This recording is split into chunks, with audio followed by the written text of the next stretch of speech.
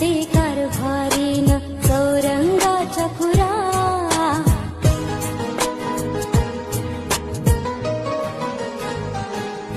नाव गणाचं गोंदायचं आणि सुखानं नांदायचं. गाव देवाच्या हुकुमानं नातं नव्यानं सांधायचं.